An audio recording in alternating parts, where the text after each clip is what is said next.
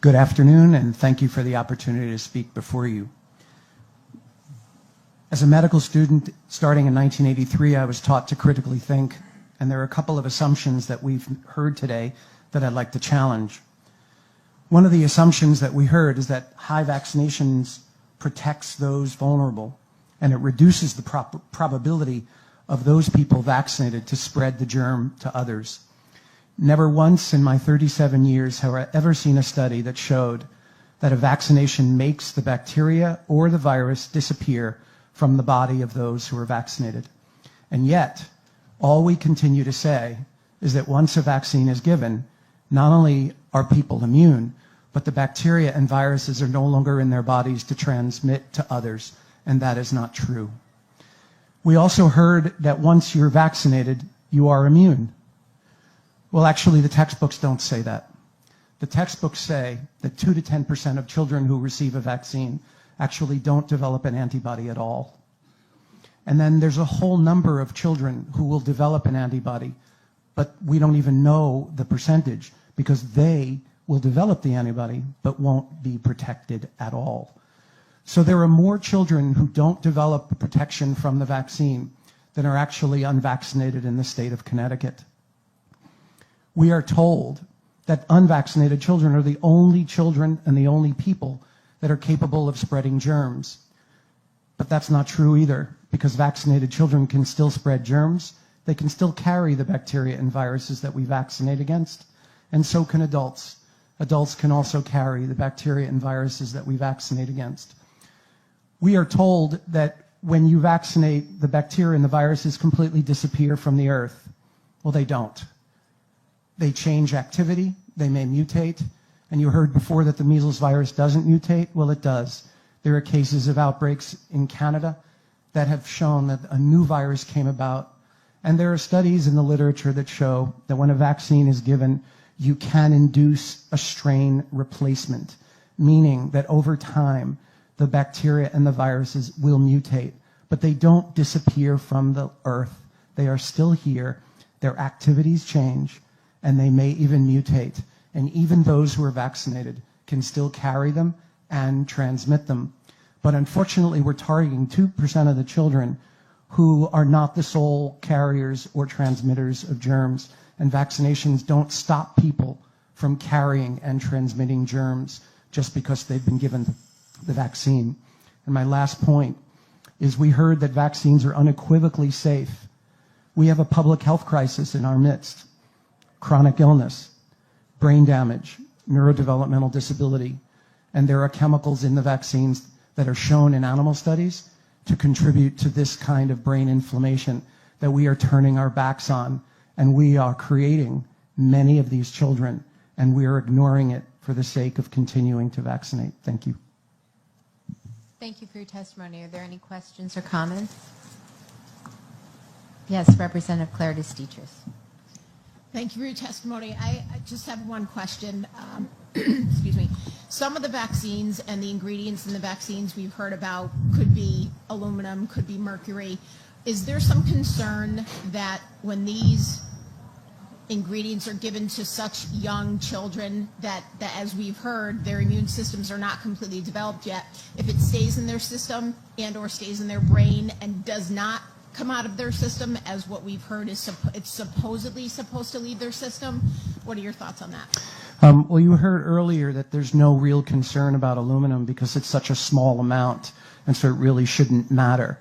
But the kind of aluminum that we put into vaccines is a different kind of aluminum that we see environmentally.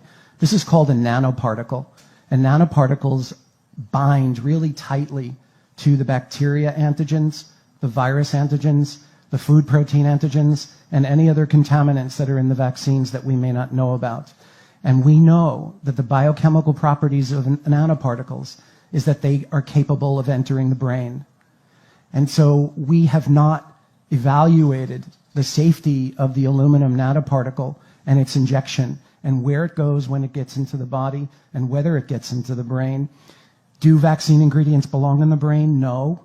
Do they get into the brain? No one has ever studied it. But animal studies using the same chemicals that are in vaccines that we give to children directly demonstrate that the vaccine ingredients do enter the brain. we are ignoring this information. There are scientists in Europe who've actually done studies on the aluminum nanoparticle and have shown that it can persist in the brain for years and decades. And so what we're seeing is a large outbreak of neurodevelopmental disabilities in adults, including Alzheimer's. And one of the main factors that they're finding in the brains of people with Alzheimer's is the aluminum nanoparticle that's directly related to the vaccines that we're giving. So we have never studied whether the aluminum that we're giving in vaccines gets into the brain, and we've never measured whether it stays in the brain and what it does if it does stay in the brain. But we do know that vaccines are supposed to cause inflammation in the body.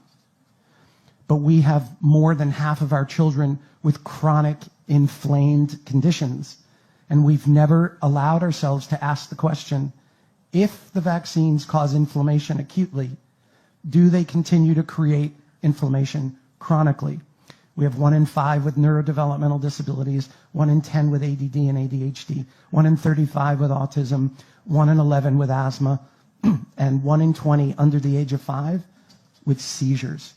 And the autoimmune diseases are exponentially rising, and we are finding that the viruses and the bacteria that we're injecting into the body, along with the adjuvants, create something called molecular mimicry, which means the body sees those viruses thinking that it's foreign, but actually finds pieces of those viruses that match pieces of the self.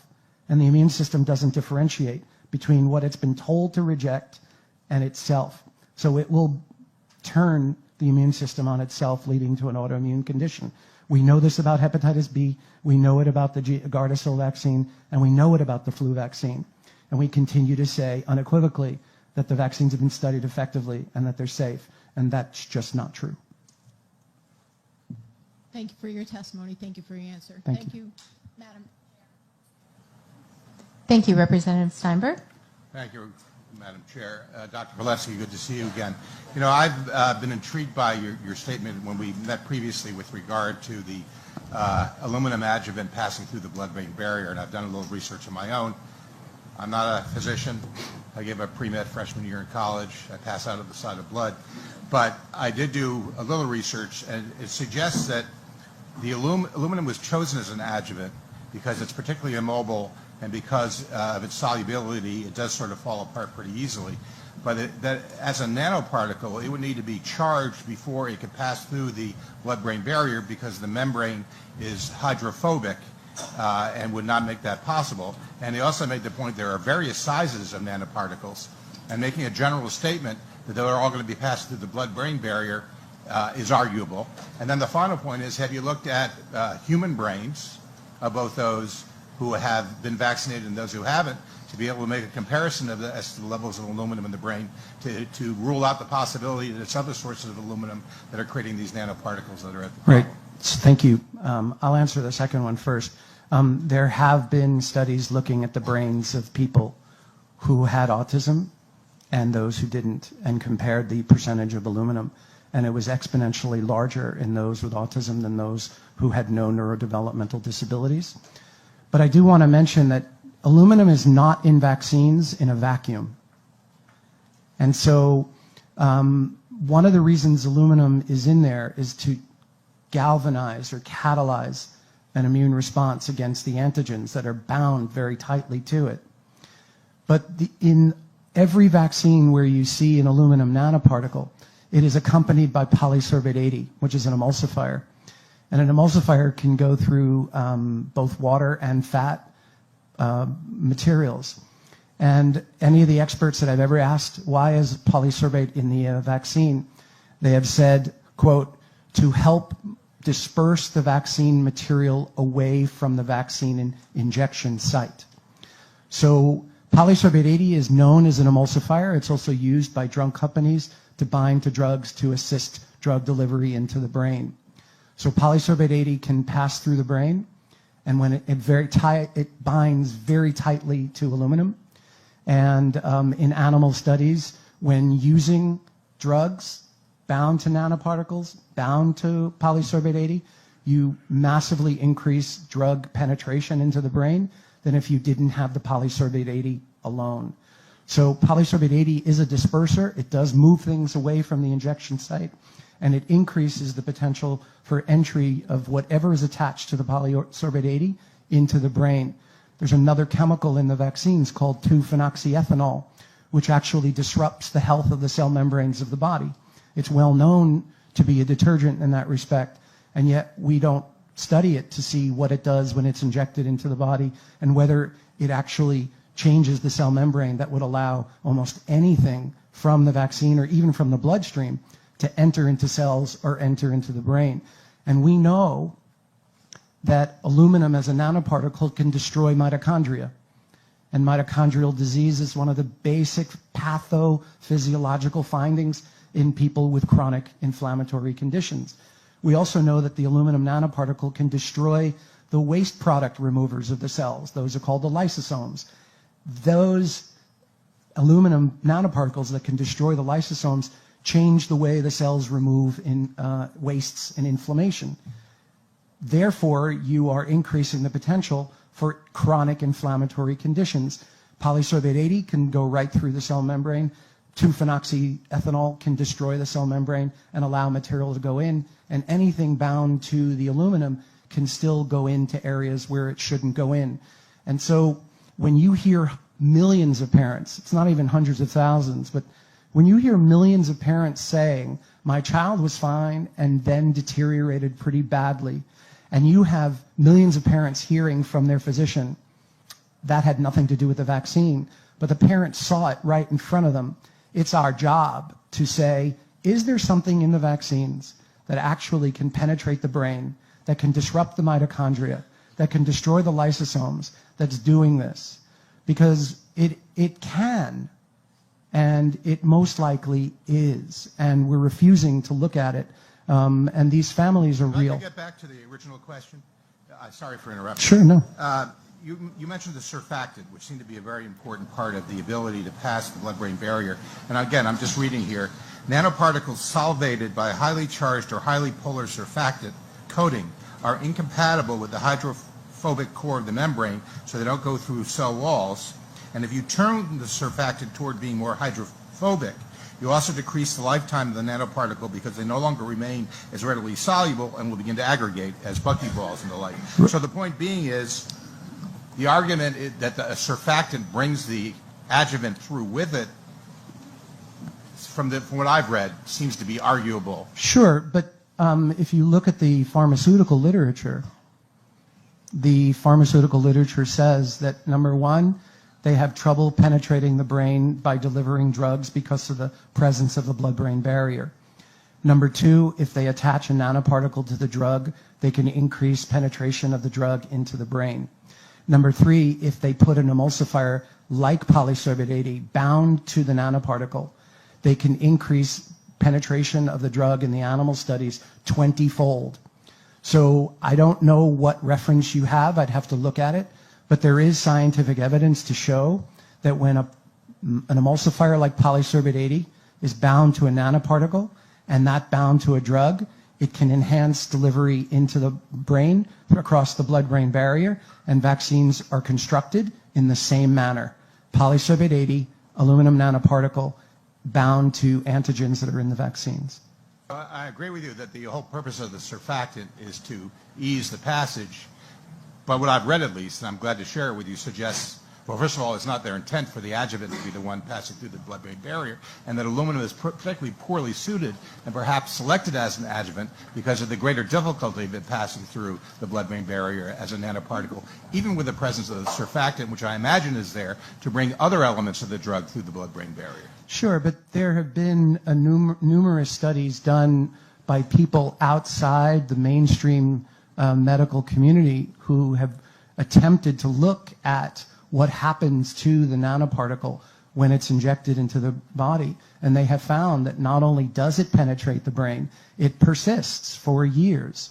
And so, again, if we're seeing a public health emergency of chronically disabled and chronically ill children, and we know that there are ingredients in vaccines that can potentially contribute to that happening, and we don't have any scientific studies examining whether or not any of these ingredients contribute to the development of these chronic inflammatory conditions, we have a problem. I agree with your central argument. If you were really talking about proven causality, what you've described over and over again seems to be a correlation. However, you fail to take into account the tens of thousands of chemicals we've introduced into our food, into our environment. Have we evaluated all those? And should we be stopping all those 10,000 chemicals because they may be the cause of the presence of these various elements in the brain? No, I appreciate that. But there's a difference between what you inhale and what you ingest and what you inject. And what you inhale and what you ingest has the capacity for the immune system along the airway and the immune system along the 26 feet of intestines in children, plus the liver, to actually eliminate that before it gets into the body. But when you deliver it through an injection, 100% of it gets in, and it's never been studied as to what happens to it and whether or not it stays in the body, and what it does when it stays in the body, and what does it bring with it, especially since we know that there are contaminants in vaccines, like foreign cells, like foreign DNA. I mean, in 2005, the FDA reported that they knew that there was foreign DNA in the vaccines, and they didn't study it at all. But they did make a side note and say, well, we don't know if it's going to cause any damage, and it could, but we're just going to tell you what the amount that's legal for being in the vaccine. So we don't know everything that's attached to these nanoparticles. We assume that when you inject the vaccine, it's not going to hurt you. We also assume that it's going to give you immunity, and neither of those is true. I'm still focused on the fact that we do know that many chemicals in our environment are carcinogenic, are endocrine disruptors, that have any number of other create mutations and the like, and those are not injected. So many of those things are present that end up in our bloodstream because they've been ingested or through other means. I'm just not quite sure I can buy your argument this is all because of vaccines, because you've noticed some of these incidents when there are all these other factors in our environment that coincidentally have been introduced along the same time frame as vaccines that could equally, if not more likely, be involved given their pure number of them involved. I appreciate that question. The fact of the matter is that vaccine ingredients have never been tested for mutagenicity or carcinogenicity. And there are actually statements in the package inserts that say that this product has never been tested to see whether it causes mutations in the DNA or whether it causes cancer.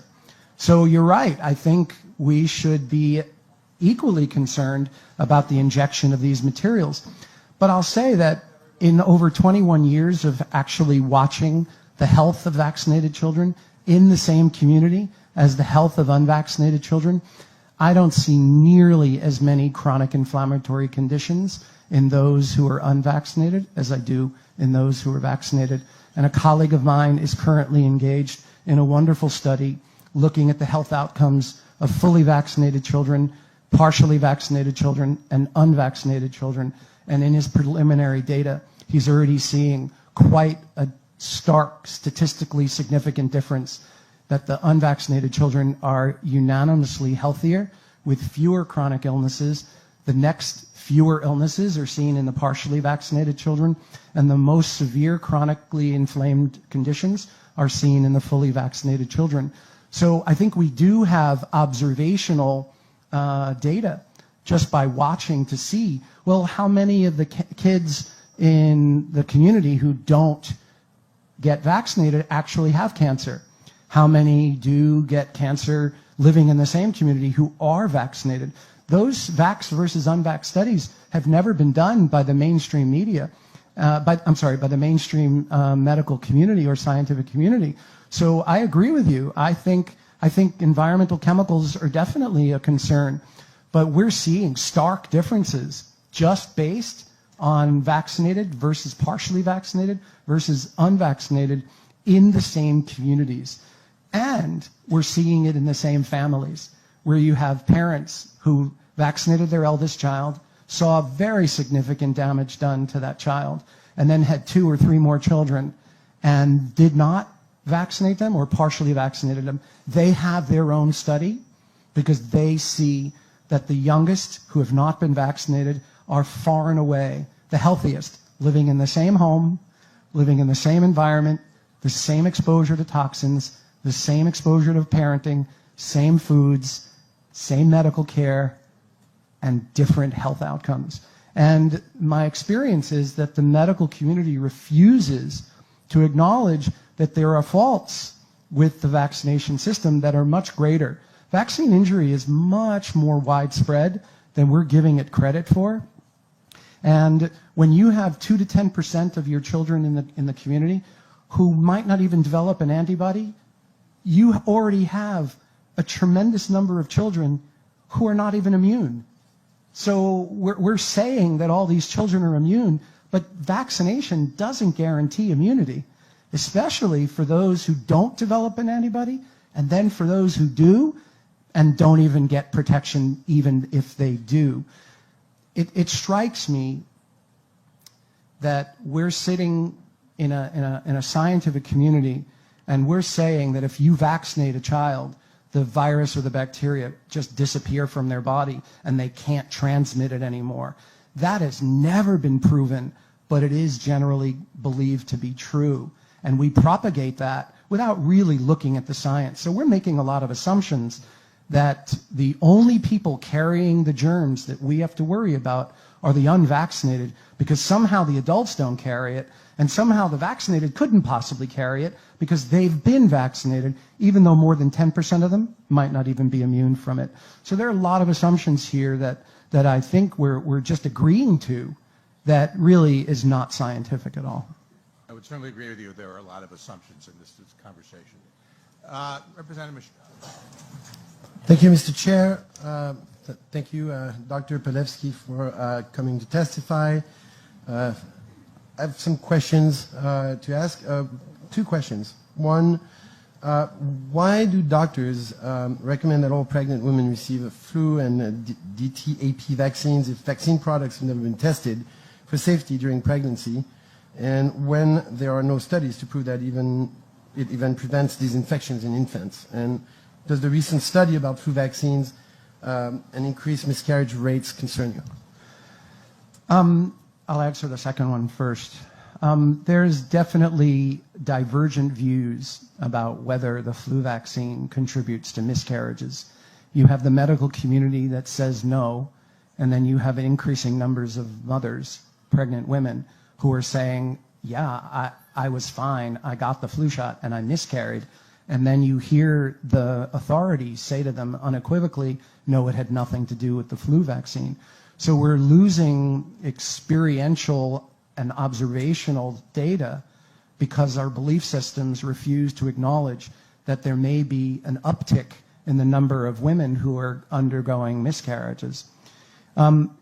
But the thing about giving flu vaccine and Tdap to pregnant women basically supports the idea of cocooning, meaning that if you vaccinate the mother or the pregnant woman, she will be immune so that when her baby is born, the baby will be protected from getting pertussis, basically. Diphtheria is really non-existent, even though it's around. It's just not causing infections, and vaccines don't make the germ just disintegrate into thin air. But it's also to theoretically prevent her from developing the flu. But 9 years ago in the Vaccine Journal, there was a study actually looking at flu vaccine in pregnant women. And it showed that women who were given the flu vaccine had increasing inflammatory markers. And nobody knows what they mean. But yet you have literature that demonstrates that babies that are exposed to increasing inflammation in utero have increasing incidence of schizophrenia and mental health disorders by teenage years. So again, we're not looking at the long-term effects of injecting material that does cause inflammation. And then again, if it does cause inflammation, how chronic is that inflammation? Does it persist? And then when you re-vaccinate and get further exposed to other factors in your environment that stress you, are you creating a downhill effect of further disease? And last, why vaccine products only safety tested for days or months rather than 4 or 5 years, as with pharmaceutical drug products? And why don't vaccines use the gold standard in our placebo-controlled, double-blind studies to prove safety as is used for all other pharmaceutical products? So I do want to say that you heard before that vaccines are double-blind, randomized, placebo-controlled study, but they're not. And I would love to have the opportunity to work through the scientific literature to show that not one ingredient in vaccines has ever been injected into a group of kids with a control group that's given a placebo. That's never happened. But vaccines are not considered under the same standards of medicines. They're considered biologics.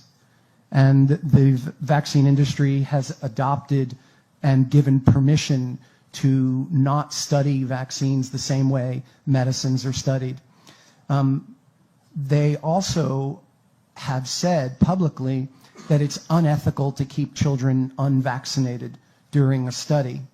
So that's why they say we don't see studies looking at 4 weeks, 8 weeks, 12 weeks, 6 months later.